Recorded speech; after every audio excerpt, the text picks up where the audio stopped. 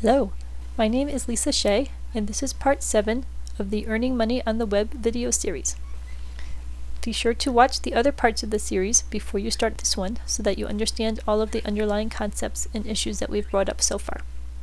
This section is about how to get paid for all the work that you've done and how to do marketing to ensure that more people get to see your items so that they then will decide they want to buy them. The key here is that many people are indoctrinated about the dangers of identity theft and how dangerous it can be to buy things on the web.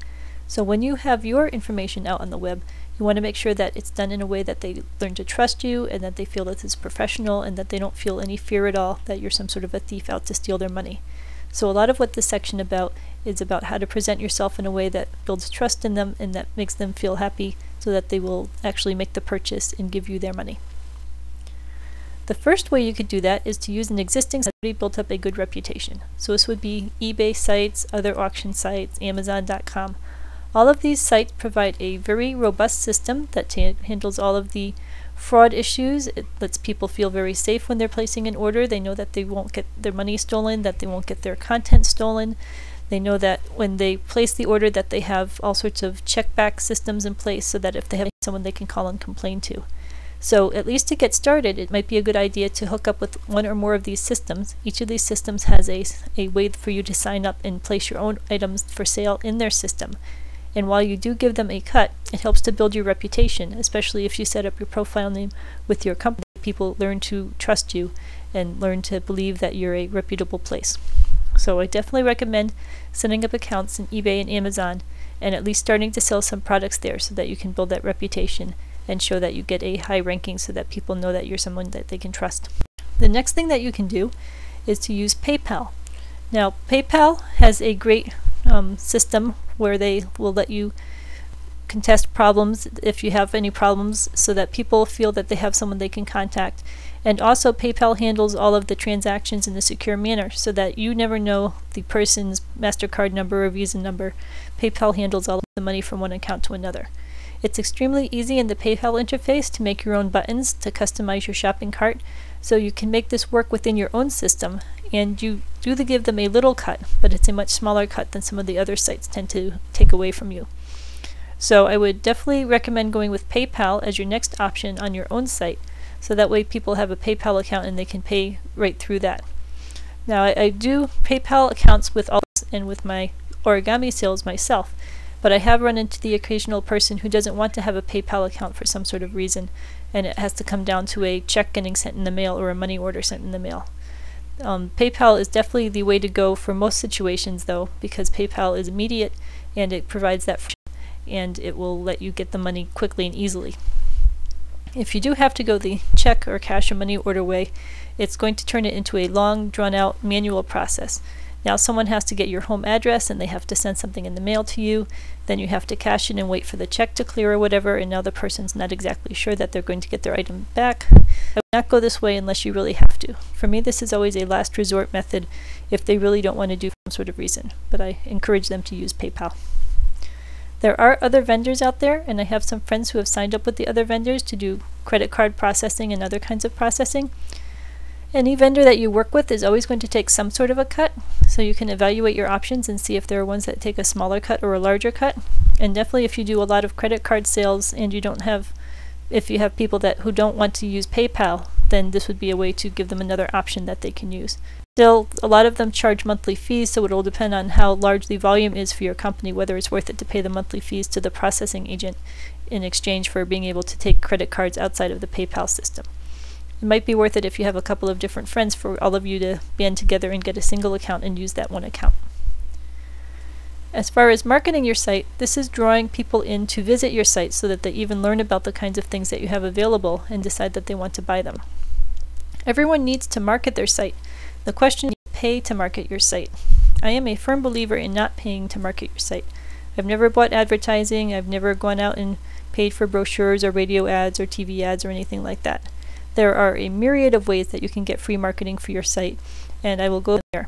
Just to summarize one of them, which works great, many local newspapers are dying for information that they can write about and want something to fill up their papers every day. So write your local newspaper and tell them something interesting about the company that you're running, and chances are they might send out a reporter to talk to you, especially if you're doing an interesting web-based business. They love to talk about those kinds of new technologies. So put that on your list to give a try. The first marketing thing that you should do is have a weekly newsletter. Anyone who signs up for your newsletter on your site is someone who likes your products, and these are people who are likely to buy from you again. So send out a weekly newsletter, include little helpful tips about how to use your products or things that you have on sale. Make it something that they look forward to getting. Put in little personal notes about the things you're up to and the things that you're trying. So these are the people who love your products and will probably buy again when they see their little reminders coming in from you. They'll forward it to family and friends if you have interesting little quotes or tidbits or facts in there. So you want to make your newsletter as upbeat as possible, have little interesting things that people find interesting to read, and something that people would be likely to forward to other people, so that way you expand your user base without any effort at all. There are all sorts of easy ways to newsletters. If you search on the web, there's all sorts of free companies that'll host that for you for free. So it does me, and it's a great resource. A lot of people do link farming. I am very much against link farming, and many search engines are blocking people who do link farming. A link farm is when you link to someone in exchange for them linking to you, and the sole purpose is to try to fool the search engines into thinking that you are a much linked to site.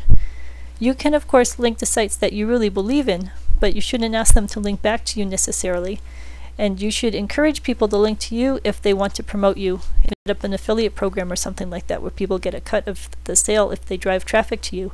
But don't go out actively trying to get people to link farm to you or run those banner exchanges or anything like that, because all of those can cause you great harm. In general, I would say try not to link to people, because if visitors have landed on your site, you want to keep them. You don't want to be driving them off-site. So if anything, you shouldn't have links on your site at all, so that everyone who lands on your site reads all of your content and isn't going off-site unless you have advertising or something that you're being paid for. Networking is key no matter what kind of business you're in, and especially in the internet world. Go out and talk about your company at local Chamber of Commerce meetings or local user groups.